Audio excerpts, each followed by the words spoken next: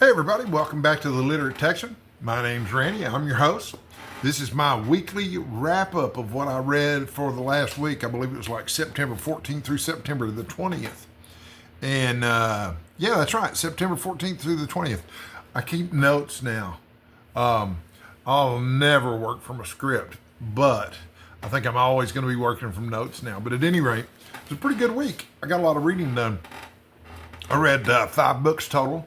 It's shorty September, so the goal is to read a book a day and have 30 books finished by the end of the month. I don't think I'm going to succeed at that, but I might. But to do so, I'm going to have to double up this week and read 2 books a day. So I'm going to be stuck reading shorter volumes. I'm okay with that.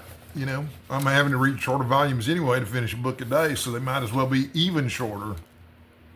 But let's talk about what I read last week, okay? So the format these videos usually take is I talk about what I've read, I talk about what I've got planned coming up.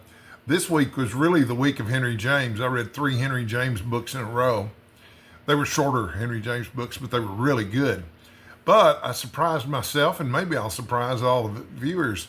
I also picked up a Star Trek book, even though it's no longer Summer of Trek. It's no longer Book Trek, but I saw the cover art to one and just wanted to read it. It's called Star Trek Cast No Shadow, and I'll talk a little bit about it too, okay? So here's what I read this week. The first book I read this week was called Billy Budd's Sailor by Herman Melville. Now, I haven't read a lot of Herman Melville. I've read part of Moby Dick, probably half of it, but I never finished it. And I've started Moby Dick 2 or 3 times, and something else has always caught my attention. That's one of the dangers with a long novel, is that sometimes my attention will wander off somewhere and I'll never get back to it. But yeah, so anyway, Moby Dick obviously is too long for shorty September, but I'm probably going to read Bartleby the Scrivener this coming week, which will be a reread for me. I've read it before. But the one that I hadn't read before was Billy Budd, Sailor, which sounded pretty interesting to me when I read about it because, for one thing, it was something that was unfinished and was published posthumously. But for another thing, it sounded to me like it was going to be something of a courtroom drama. Billy Budd is a character type. All the characters in this book are character types, and there's really only 3 main characters. There's Billy Budd, there's Captain Vere, and then there's the Sergeant at Arms. I think his name is Cardigan or Cardigus or something like that. I don't remember. But Billy Budd is an example of a character type called the handsome sailor. Everybody likes Billy Budd. He's really handsome. He's really capable. Everybody likes him. The problem is, though, even when everybody likes you, somebody's going to dislike you. We saw that in the Count of Monte Cristo. Also, before we get any further, spoiler alert, I'm going to spoil everything in this video. But anyway, so Billy Budd, really capable soldier. And, you know, as far as he knows, everybody likes him. But the master at arms, the sergeant at arms for the ship, does not like him. He pretends to like him, but he doesn't like him. He's really jealous of him.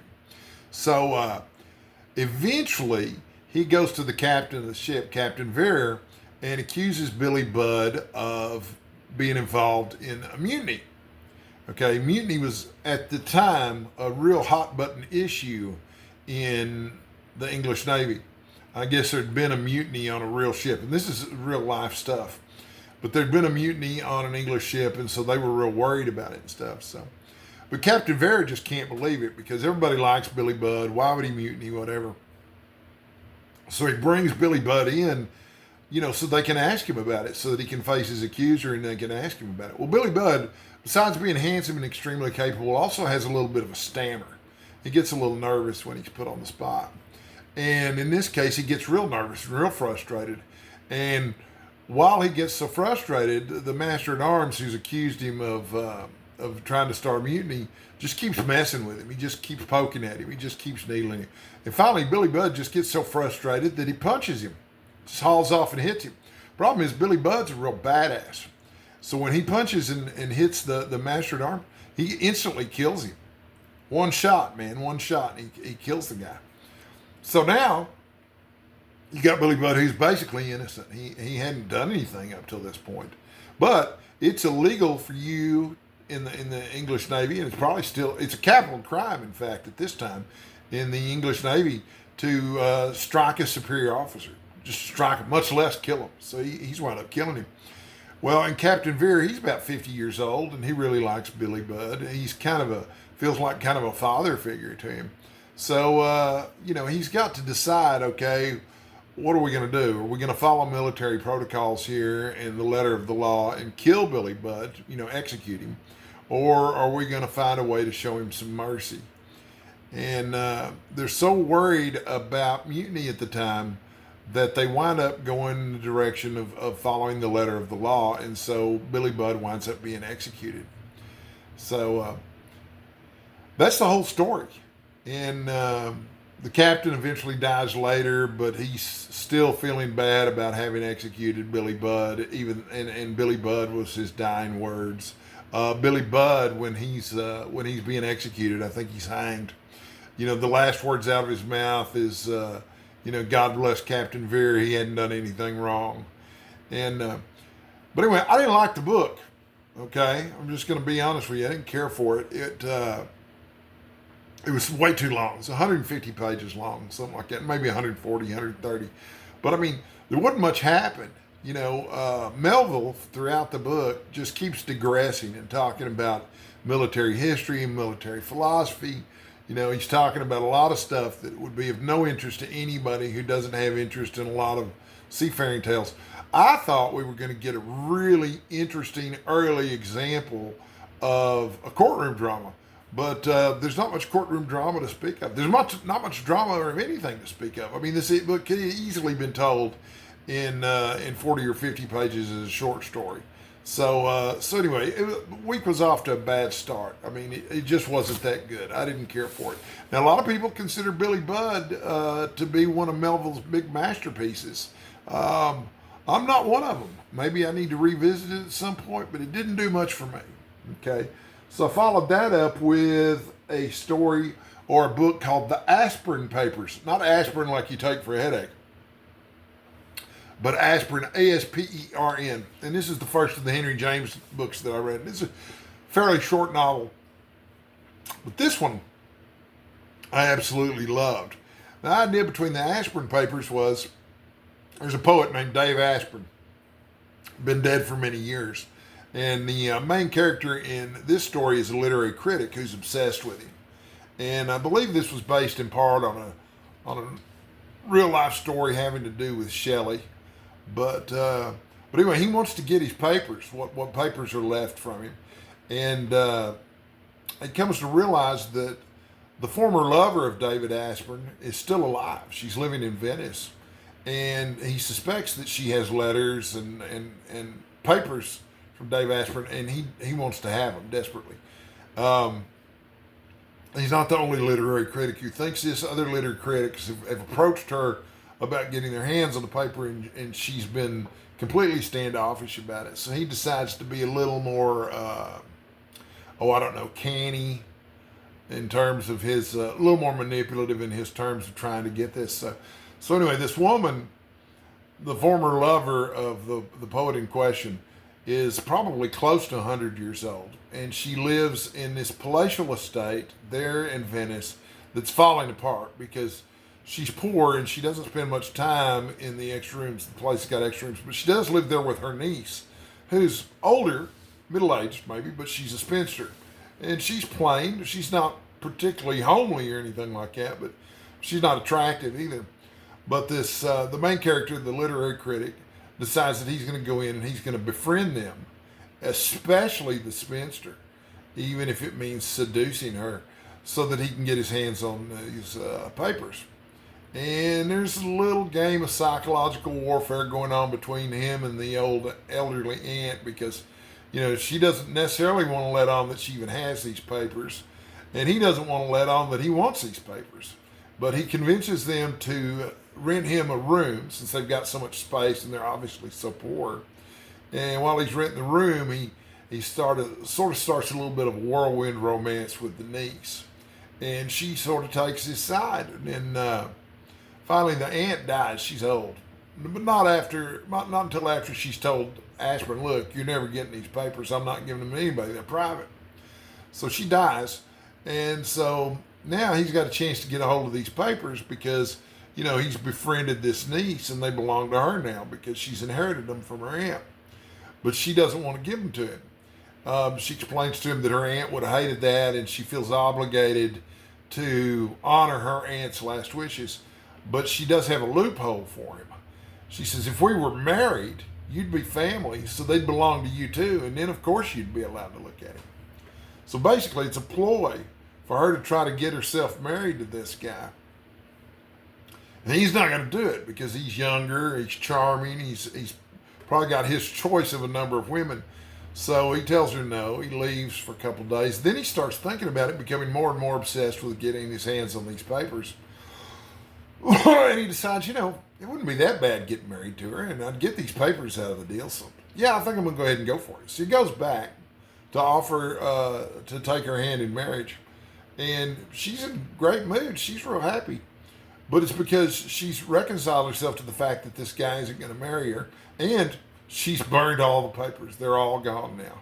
So not only, so he never got the papers. And she's just fine with it. She wasn't that attached to the idea of marrying him, apparently. She was a little attached to it, but not that much. So anyway, it's a sad ending for him, but it's kind of a happy ending for her. At any rate, it's a nice little complex psychological drama. I really loved it. It was probably my favorite book that I read this week. So that one was called The Ashburn Papers by Henry James. And then the next one that I read this week was, I say I read 3 Henry James in a row, but it's not true. I took a break in the middle. I read Brother Jacob by George Eliot.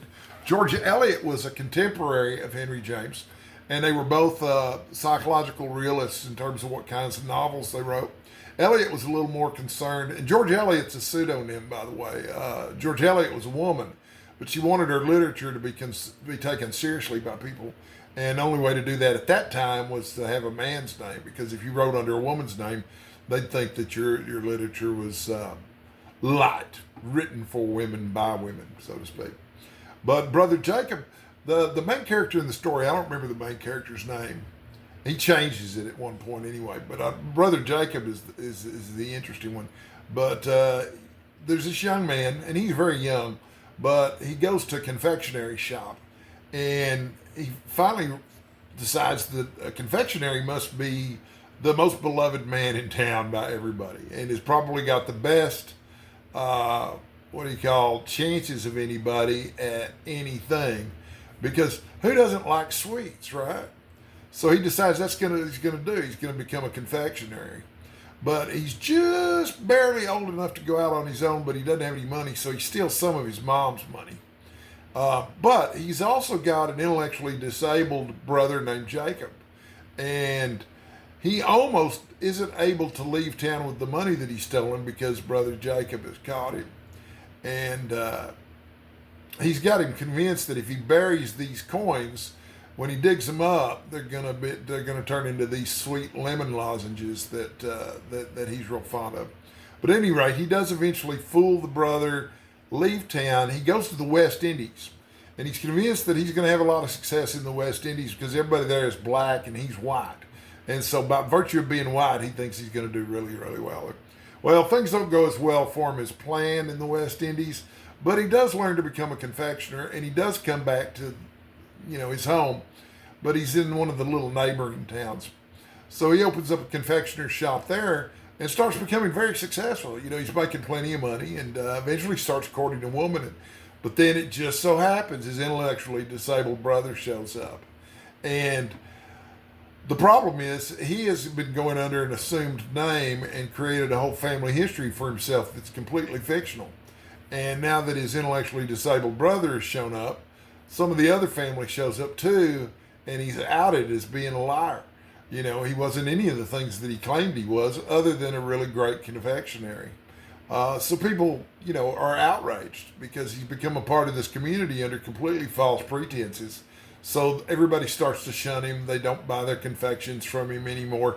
He goes out of business and leaves town. We don't even know what happens to him, But yeah, that was kind of a funny story. It had its moments. It was a little bit of nothing, uh, which is it didn't have what I would consider a lot of nutritional value, which makes sense because most candy doesn't, and it is a story about a confectioner and a confectionery arts and stuff. So I don't doubt that that was on purpose on George S. Eliot's part, was to create a book that was a little bit of nothing, but just in the same way that some of the candy you would have bought from the main character would have been a little bit of nothing.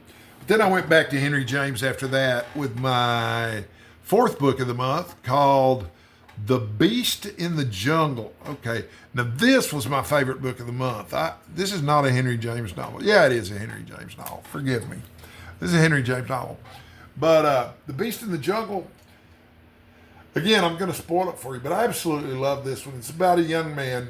He runs into a woman at a party. He doesn't recognize her, but she recognizes him because they had spoken at some point in the past that he's convinced that he's got some really big destiny. And this big destiny probably involves him dying some really grand death. But he doesn't know exactly what it is, but he knows it's waiting there for him like a beast in the jungle. And so he's put things on his life on hold so he doesn't miss out on his opportunity here, whether it's to have the glorious death or whatever. But she's the only person he's ever told about this. And so they become friends because she's fascinated by the idea and she wants to see what happens too because she believes him. She believes he's got so much conviction about the fact that he's going to be killed in some glorious manner that she's hanging around and stuff. Well, the story takes place over a long period of time, and they start to get older together, and they speculate a little bit about what the beast in the jungle might be. Eventually, she decides she knows what it is, but she won't tell him. And at this point, they're pretty old.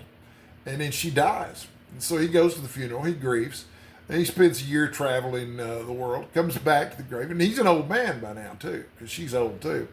But he comes back to the grave, and that's when he realizes what the beast in the jungle was and what the horrible death that lay in store for him was, that he wasted his entire life. You know, she was obviously in love with him. He could have married her and had a life, but he didn't do it because he was waiting for something big to happen. So he spent his entire life waiting for something big to happen and never lived a life at all, which is the great tragedy of the story. To me, that was a really, really great moral, and I'm a big believer in living every day to the fullest if you can. So yeah, I really loved The Beast in the Jungle. That was my favorite book of the month, the week, and I highly recommend it to anybody. I'm definitely looking forward to rereading that one. And then the final book that I finished this week was Daisy Miller, also by Henry James. And, you know, Daisy Miller's a pretty famous story. I've heard it talked about for years and years and years. But it's essentially about a young woman. She's kind of a free spirit, and she's from America. And so she doesn't follow the same customs or have the same type of decorum that a woman in England would have. But she's there visiting in England and Europe, and I think eventually they visit Italy too. But everybody's kind of scandalized by her behavior, including this guy who's kind of fallen for her, and he's trying to court her. But there are other men trying to court her too. And, you know, he's a little confused and baffled, but extremely interested in her behavior and why she does what she does. Because, like I say, she does things that, you know, would be considered highly improper in civilization there over in England. So yeah, it was kind of an interesting story if you're interested in reading something that contrasts what American women at the time were like compared to what British women at the time were like. And when I say at the time, we're talking about the late 1800s, something like that. This is a Victorian novel, but it was good. It just wasn't as good as the other two Henry James books that I read, which were both fantastic. And Henry James actually is not known for his shorter novels. You know, there's another one that he's notable for called The Turn of the Screw, which is a famous ghost story. But he's better known for his really long psychological novels that he wrote later in life. And those are apparently a little harder to read because the sentences are real long and kind of complex. And, he's going for an effect there. He's going for an effect of trying to get what's going on in the characters' minds onto the paper. But the books that I read from him this week weren't plagued by that sort of thing. Yeah, he was interested in the psychology of the characters, but not to the point where they were hard to read. These books were all fairly easy to read. That's what I finished this week, okay? Those 5 books. But I also did some reading in some other books that are in progress. They're not shorties for Shorty September. And there were about 5 of those, too. The first one on my list is... Oh, I can't read this. What does it say? The Heart is a Lonely Hunter. Okay, The Heart is a Lonely Hunter is a novel by Carson McCullers. And I thought it was going to be a shorty for Shorty September because the ebook version that I found says it's 150 pages, which would be no problem. The problem is that all other editions that I've seen have been about 350, 450 pages. And so it just turns out that this particular ebook, the way they divided it up, the pages are just about 3 times as long as they would be in a normal book. So yeah, there's no way I'm going to finish that in an afternoon or even 2 afternoons.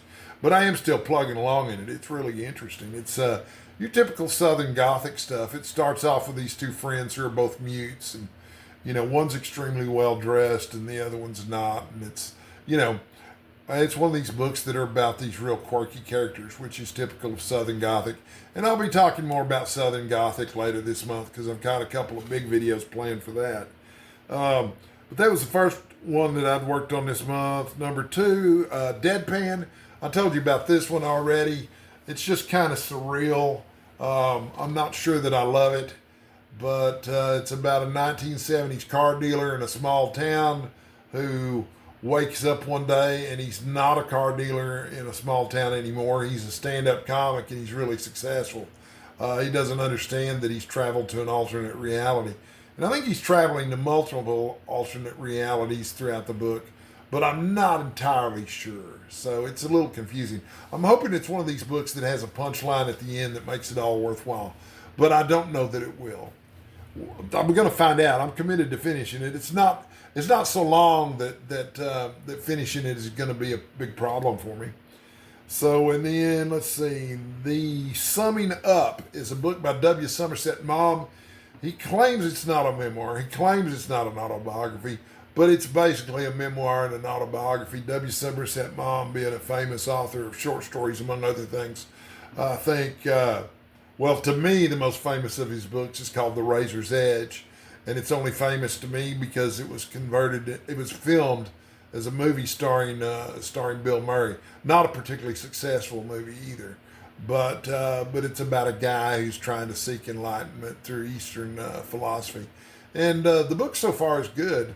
The Summing Up is also good so far. Somerset Maugham's a real wit. And I'm not super far into the book, but I get the feeling I'm going to hear a lot of anecdotes about a lot of interesting characters that he met in London. And let's see here. Lowtown is the other book that I'm still in the middle of. Lowtown's a grimy fantasy noir. I'm doing it as a buddy read with a friend of mine who's not on BookTube. And he's a real slow reader with a really low attention span. So we're literally only reading a chapter a day, which is unfortunate for me because I'm dying to finish this book because I'm really loving it. If you get a chance to read Lowtown, it's really good. Check it out. If you like fantasy noir, like if you like for example, the Thieves' World books that Robert Ashburn edited in the 80s and 90s, or if you like the Fafhrd and the Grey Mouser books from Fritz Leiber, you're probably going to love Lowtown. Oh, hell, even if you liked The Lives of Locke Lamora by Scott Lynch, which is newer, these are all examples of sword and sorcery books that are set in urban settings, where the characters are kind of on the wrong side of the law. These are not high fantasy books like The Lord of the Rings, okay? They're grim and gritty and realistic except for the addition of the magic and the crime. So, and then finally, number 5. There's a Star Trek book that caught my eye. It's called Cast No Shadow, and it was written in 2011. It was published in 2011. It's set in the year 2300, 7 years after the last of the original series movies, which was, what was it called? Star Trek VI, The Undiscovered Country. And the main character in this one, or the main 2 characters in this one, are Spock and Valeris. And, if you're familiar with the plot to the movie, which, like I said, there's going to be spoilers all through this video, Valeris turns out to be a traitor to the Federation, and she was Spock's protege, and he was very fond of her. And the implication is that they were in love, or whatever passes for being in love for Vulcans was at the time this book was written. But she's serving her time in prison, which she's going to serve the rest of her life in prison because, let's face it, she assassinated a president. She assassinated President Gorkon. But there's political shenanigans going on between the Klingon Empire and the Federation again. Just because they signed a treaty and started the peace process doesn't mean that suddenly everything is hunky-dory between the Klingons and the Federation. There's some major cultural differences here, and these guys are bumping heads. And it turns out they need some of her knowledge of what was going on with the conspiracy to try to get to the bottom of a terrorist act that took place there in the Klingon Empire. And I'm probably about a third of the way through with it. Like I said, I just picked it up for grins. Star Trek novels tend to go fairly quickly for me. They don't require, a lot of attention or a lot of focus. And, but it's a good enough book. The guy who wrote it, James Swallow, he's written some other Star Trek stuff. This is the only Star Trek novel that he's written. But he was also a story editor for Star Trek Voyager, and he's got some story by credits in there. And then he's written some short stories for some of the various Star Trek anthologies through the years. I think most of his work is with licensed properties, and I think most of what he's written was for Warhammer 40,000, which I don't know much about other than, it's Warhammer 40,000 is a series of fictional books based on a future that's part of a miniatures game, and the artwork and the miniatures are really cool looking. So I've never gotten into Warhammer, but I can easily see myself getting into Warhammer. So, and that's what I've read. I've got my stats section, which is going to be a regular feature of my weekly wrap-ups from now on. Okay, so here's my stats for the week. I finished 5 books. I read 571 pages, which is even better than last week. And that's an average of 82 pages per day over the course of 7 days. And I took 2 days off where I read absolutely nothing. So yeah, I've actually averaged over 100 pages per day. And let's see here, reflections. This was basically the week of Henry James.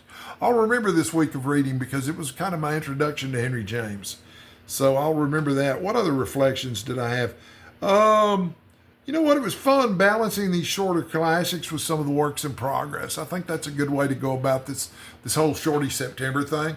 I think if you devote yourself completely to just reading short novels that you can finish in a day all month, I think that's going to get old after a little while too. So I think the way I've balanced it is working pretty well for me, even if I am behind and may not make my 30 books for the month. Then again, I might. So what else did I have written down here? So just for fun. Yeah, the Star Trek book was just for fun and stuff. So I just threw that in there for fun. All right, so this is what we've got to look forward to next week. My plan for next week is to try to catch up because, like I say, I want to get the 30 books in Shorty September. And I've fallen pretty far behind, but I figured out that if I do 2 books a day for the next 7 days, that's going to catch me up. I'll only be a book or 2 away from getting there. And I think I can do it. So I've made me a list of a TBR 14 books that I've got written down here. And I know you guys love it because I'm always reading TBRs to you, but this is what I've got planned for this week, okay? 14 books. Let's see here. Number 1 on my list is Star Trek Cast No Shadow, which we already talked about, but I'm committed to finishing that. I've got The Pearl by John Steinbeck. That's a very short book that he wrote. I think it's about 96 pages. I've never read it. Love John Steinbeck. Looking forward to reading that one. Number 3 on my list is, what's that say here? The Man Who Corrupted Hadleyburg by Mark Twain. Have no idea what this one's about. I love Mark Twain, and I've read a lot of Mark Twain, but this is one that I'm not familiar with and I haven't read. And then Deadpan, that's the one I've talked about in the last couple of videos. I'm committed to finishing that one.